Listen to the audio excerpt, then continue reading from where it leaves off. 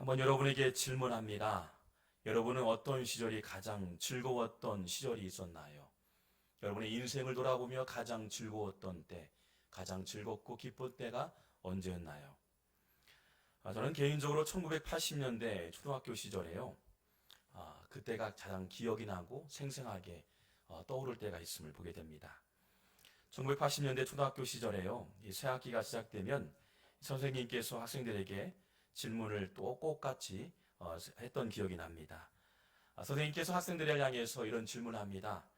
여러분 집에 전화기 있는 친구 한번 손들어 보세요. 여러분 가정에 TV나 냉장고 있는 친구 한번 손들어 보실까요? 또한 여러분의 집에 자동차 있는 친구, 자동차는 없겠죠? 한번 그렇다면 다시 한번 손들어 볼까요? 이런 질문을 한 기억이 있습니다. 지금도 생각하면 웃음이 나올 법한 당연한 질문들을요, 선생님께서는 진지하게 질문했고요. 또한 진지하게 학생들은 답변했던 기억이 생생합니다. 1970년대, 80년대 얼마나 어렵게 살던 시절이었나요? 그전에도 역시 마찬가지로 어려운 시절이었지만 제 기억에 1970년대, 80년대는 참으로 어려웠던 시대였음을 보게 됩니다. 뭐 하나 번번치 않았던 시절이었습니다. 뭐 하나 갖추어진 것이 없었던 시절이었습니다. 동네 TV만 있어도요, 한 가정에 TV만 있어도 저녁 때가 되면 온 동네 사람들이 모여서 온 가족처럼 같이 TV를 방영하고 또한 시청했던 시절이 있었습니다. 드라마를 보기도 하고 뉴스를 보기도 하고 그렇게 생생했던 시절이 있었음을 보게 됩니다. 당시 유명했던 사건이 있었다면 TV 속에요, 복식 선수가 나왔는데 이 김득구 선수가 나오는 장면이 지금도 제 머릿속에 기억이 생생합니다. 그 선수만 나오면 모든 국민들이 흥에 겨웠습니다. 그리고 그분의 복싱하는 장면들을 따라하기도 했습니다. 씩씩 씩씩 따라하기도 하고요. 동네 아이들은 마냥 흉내를 내었고요. 그렇게 즐겁게 보냈던 시절이 있었습니다. 또한 주일 아침이면 매 시간 그 정확한 시간에 여의도 순복음교회 조윤기 목사님께서 나오셔서 말씀을 증거했던 그 모습이 생생합니다. 주일 아침에 일찍 일어나 보면 매 시간마다 그분께서 나오셔서 말씀을 전가합니다. 여러분 믿습니다. 여러분 할렐루야. 그런 찬양했던 기억이 생생히 떠오릅니다. 저 역시 마찬가지로 흉내내면서 설교했던 그 기억들이 지금 어렴풋이 떠오를 때가 있음을 보게 됩니다. 그 시절이 어릴 적 가장 즐거웠던 시절이었음을 보게 됩니다. 또한 개인적으로 교회 가는 일이 가장 기억에 남는 일이었습니다. 교회 가면 율동을 배우고 찬양을 배우고 노래하고 춤을 추었던 교회. 여름이면 수련회로, 겨울이면 성탄절을 준비하며 마냥 즐거웠던 시절이 있었습니다. 새로 산 신발을 잃어버리지 아니하고요, 몸에 지니면서 교회에 가서 예배 드렸던 기억도 있습니다. 가난하고 배고팠던 시절이라 교회에서 간식 하나만 주어도요, 얼마나 맛있고 또 즐거웠는지 생생합니다. 삶은 어려웠지만 교회 가는 날만 기다렸던 그 시절, 그때가 기억이 생생합니다. 여러분 1950년대, 60년대만 해도요, 대한민국은 원조 국가였습니다. 다시 말해 남의 도움 없이는 살 수 없는 나라, 반드시 남의 도움을 통해서 살아갔던 민족이었습니다. 실제 아프리카 우간다보다 GDP가 낮았고요, 가난과 기근으로 보릿고개가 있었던 정도, 정말 힘들었던 그 시간들이 있었습니다. 어렵게 세월을 보내기도 했던 민족이었습니다. 그런데 2020년도 현재 이루말할 수 없는 많은 변화를 이루었던 민족 중에 하나가 바로 대한민국입니다. 코로나19지만 경제 성장률 OECD 국가 가운데요, 1위를 달성했습니다. 어려운 상황 가운데 외환보유요, 11년 만에 최대치를 보유한 국가가 되었습니다.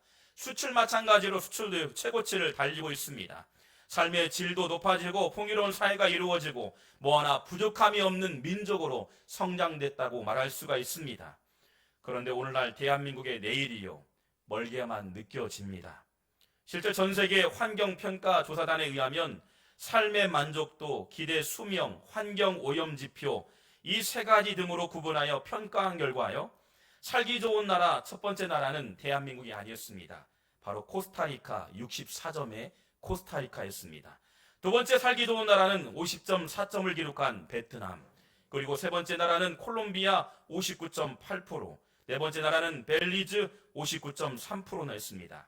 대한민국은 40위를 기록했습니다. 얼마나 안타까운 소식일까요? 오늘날 정치 현실만 보아도요, 답답해 보입니다. 과거에 청산하지 못한 과오로 말미암아 대립 구도를 이루고 있고 끊임없이 풀어야 할 숙제들이 이곳저곳에서 이야기로 소개되고 있음을 보게 됩니다. 희망이 없어 보입니다. 절망의 소리만 들립니다. 아픔의 소리만 들립니다. 많은 사람들이 시름 속에 있음을 보게 됩니다. 희망은 정말 사라진 걸까요? 여러분, 희망은 없는 걸까요? 그런데 오늘의 현실 앞에서도 성경은 희망을 노래하고 있고 희망을 찬양하고 있습니다. 절망에서도 희망의 소리, 희망의 노래를 하고 있는 한 구절이 소개되고 있습니다. 여러분, 당시 이스라엘 백성들은 애굽에서 종살이하다가 풍요의 땅 가나안 땅에 정착했고요, 많은 것을 누렸던 시대였습니다. 그런데 인간의 타락과 교만, 하나님 없이 사는 인생으로 타락하고 추락하게 되었습니다. 하나님과 단절된 관계가 되었고 심지어는 외세 강국의 힘으로 북이스라엘과 남유다가 나눠졌고요, 아수르와 바벨론에서 침공의 시점에 있는 기록 속에 있음을 보게 됩니다. 이스라엘 민족은 나라를 잃어가는 상황 가운데 있습니다. 풍전등화 같은 비참한 현실 속에서 어디로 가야 할지 방황 속에 있는 민족이었습니다. 그러나 한 선지자는 이렇게 찬양합니다. 이 한 선지자는 절망의 상황 가운데에도 그리고 희망을 노래하고 있습니다. 메시아가 오셔서 우리의 아픔을 씻겨주실 것이다. 메시아가 오셔서 우리의 눈물을 닦아주실 것이다. 메시아가 오셔서 우리에게 자유와 해방을 주실 것이다. 할렐루야. 이사야서 9장 6절 말씀 보면 이렇게 소개되고 있습니다. 이는 한 아기가 우리에게 낳고 한 아들을 우리에게 주신 바 되었는데 그의 어깨에는 정사를 메었고 그의 이름은 기묘자라 모사라 전능하신 하나님이라 영존하시는 아버지라 평강의 왕이라 할 것임이라. 여러분, 어떤 희망의 노래를 했을까요? 그 희망을 성경은 분명하게 기록되고 있습니다. 첫 번째로 기묘자 묘사라는 단어를 사용하고 있습니다. 기묘자 묘사. 여러분, 이 기묘자 묘사는 어떤 단어일까요? 다름 아닌 원더풀 카운셀러라는 단어입니다. 기묘자 묘사라는 원더풀 카운셀러. 이 원더풀 카운셀러는 최상의 상담가이다라고 소개하고 있습니다. 히브리 단어를 보면 펠레 요에츠, 그러니까 놀라운 상담가. 그러니까 어떤 놀라운 상담가일까요? 이 상담가는 내담자와 대화할 때 내담자가 진솔하게 고백을 합니다. 나에게는 이런 문제가 있습니다. 나에게는 이런 고통이 있습니다. 나에게는 이런 아픔이 있습니다. 이런 상처가 있습니다라고 상담자에게 모든 것을 이야기합니다. 이 상담가는 끊임없이 내담자의 말을 귀 기울이고 경청합니다. 그의 말이 끝날 때까지 깊이 경청하며 그의 이야기를 듣습니다. 순간순간 눈물을 흘리기도 합니다. 순간순간 내담자의 어깨를 다독거리기도 합니다. 바로 그렇습니다. 오늘 말씀 보니까 히브리어 단어의 헬라 요에츠는요, 펠라 요에츠는 그러니까 고통 중에 신음 중에 아픔 중에 있는 백성들을 경청하며 그들을 다독거리는 메시아라고 말씀하고 있다는 겁니다. 삶의 모든 문제를 붙들고 함께 울어주는 상담자, 카운셀러라 말씀하고 있는 거예요. 그리고 함께 울어주며 아파하는 바로 예수 그리스도를 말씀하고 있다는 거예요. 지금 이야기하면서 고통 중에 있고 아픔 중에 있고 슬픔 중에 있는 백성들 향해서요, 그들과 대화하면서 그들과 함께하며 눈물을 닦아주며 함께 울어주며 함께하는 자, 바로 원더풀 카운셀러, 바로 묘사라 기묘자라 말씀하신 줄 믿습니다. 바로 그 희망의 사람은 예수 그리스도였습니다. 두 번째로 보니까 전능하신 하나님이라고 표현하고 있습니다. 전능하신 하나님, mighty God이라는 단어이죠. mighty God. 그러니까 한 아기가 연약한 모습으로 이 땅에 왔지만, 그분이 연약하고 초라하게 보인 모습으로 이 땅에 오셨지만, 그분이 행하는 발자취마다 놀라운 기적의 역사를 보여주신 전능하신 하나님, 그분의 모든 발자취를 통해서 많은 영혼들이 희망을 찾습니다. 소망을 찾습니다. 능력을 얻게 됩니다. 절망이 아닌 희망의 노래를 부르게 되었습니다. 그 손길이 미치는 곳에 보리떡 5개와 물고기 2마리로요 5,000명을 먹이시도 하고요. 물을 변화시켜 잔치에 꼭 필요한 포도주로요 변화시켜 천국 잔치를 만들어 주셨습니다. 절망의 백성들의 현장 가운데 희망의 현장으로 바뀌게 되었습니다. 인간의 죽음의 한계 앞에서 십자가가 죽음이 아닌 끝이 아닌 영원한 부활을 우리에게 보여주셨습니다. 초라하고 빈약하게 오신 그 아기로 오신 예수 그리스도였지만 그분을 통해서 가는 행정마다 변화가 일어나고 소망을 찾게 되고 희망을 노래하게 되고 많은 영혼들이 구원받는 역사가 이루어진 줄 믿습니다. 전능하신 예수 그리스도가 우리에게 자유와 평화를 주신 줄 믿습니다. 1890년대 조선 땅에 복음을 위해서 대가를 바라지 않고 많은 선교사님이 선교사역을 감당하셨습니다. 저는 군산이나 익산 그리고 김제 이 땅 전주만 보아도 너무 감사할 조건이 많이 있습니다. 저는 많은 선교사님이 계시지만 이분을 생각하면 눈물이 나기도 하고 때로는 너무나 감사할 조건들이 많이 떠오릅니다. 그분을 통해서 전주, 김제, 익산, 군산, 심지어는 전라북도가 변화가 되었습니다. 바로 두루 선교사님, 전긴 선교사님이라는 분을 통해서 가까운 군산에 한 발짝 내딛게 되고요. 그분의 첫 발자국을 통해서 많은 교회가 세워지고 병원이 세워지고 또한 학교가 세워집니다. 여러분, 그러나 이 한 선교사님의 왕성한 사역에요 많은 어려움이 발생합니다. 풍토병으로 자녀를 잃습니다. 사랑하는 아내를 잃습니다. 심지어는 자신도요 1908년 1월 2일 날, 그러니까 며칠 후에 급성 폐렴으로 말미암아 사망에 이르게 됩니다. 절망의 순간입니다. 모든 것이 끝일까요? 이 전기 선교사님께서 죽음을 앞두고 유언한 내용이 이렇게 기록되고 있습니다. 제가 만약 여기서 죽는다면 죽는 것은 값진 것입니다. 한숨을 몰아쉬며 나는 지금 갑니다. 그리고 나는 지금 매우 행복합니다. 그리고 죽음이란 승리로 뒤덮는 것입니다. 죽음이란 승리로 뒤덮는 것입니다. 라고 고백했습니다. 그렇습니다. 죽음이 끝이 아니라 영원한 자유를 누리고 기쁨을 누리는 죽음 앞에서도 당당했던 전긴 선교사님. 여러분, 전긴 선교사님의 지나온 발자취를 돌아보면 대단합니다. 그분은 유니온 신학교를 다녔고요. 수재 중에 수재였습니다. 유명한 신학교를 졸업한 사람이었습니다. 촉망 많은 인물이었습니다. 당시 미국에서 유명한 학교를 나왔고요. 심지어는 그의 인생의 커다란 변수로 찾아옵니다. 나를 구원해 주신 하나님의 은혜에 어찌 내가 미국에 있는가?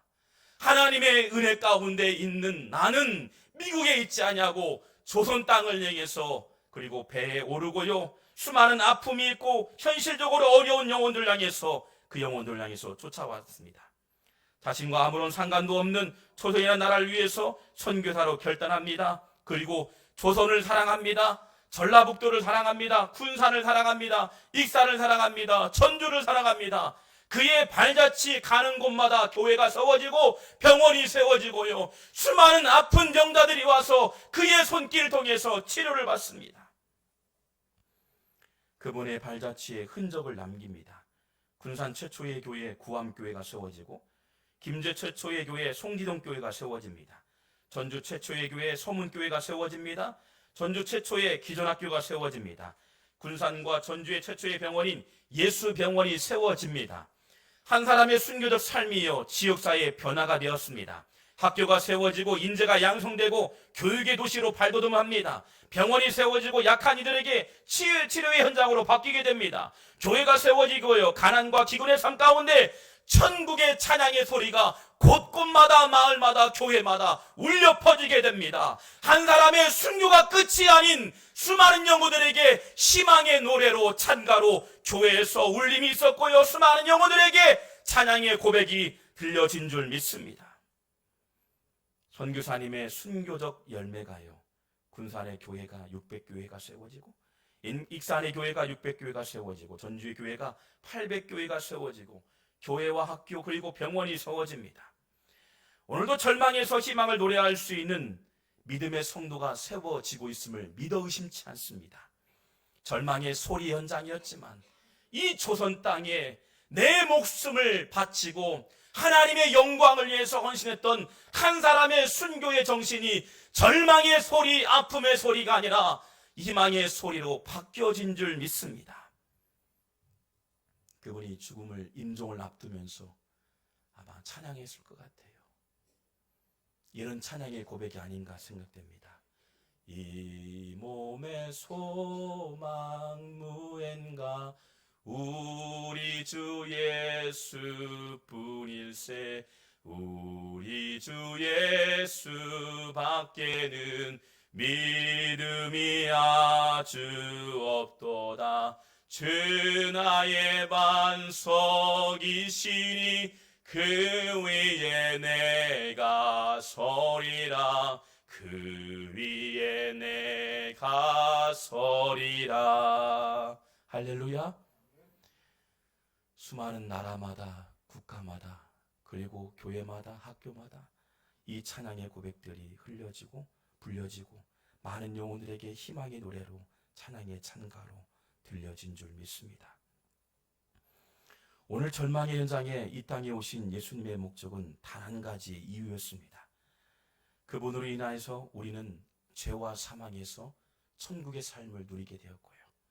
아픔의 현장에서 절망의 현장에서 희망의 찬가를 부를 수 있는 찬양의 고백이 되었습니다.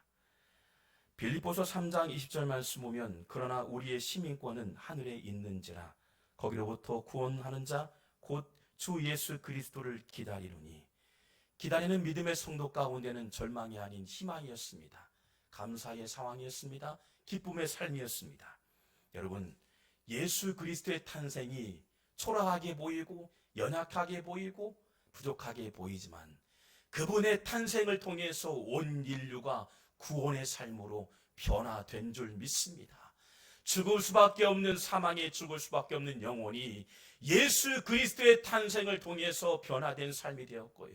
오늘도 기쁨의 찬양의 고백이 우리의 입술 가운데 임하게 되는 줄 믿습니다. 여러분, 우리를 날마다 새롭게 하실 주님을 찬양했으면 좋겠습니다. 절망의 소리 가운데, 우리를 주눅들게 하는 소리 가운데 우리의 마음이 아닌 희망의 소리만 선포되길 주님의 이름으로 축원합니다.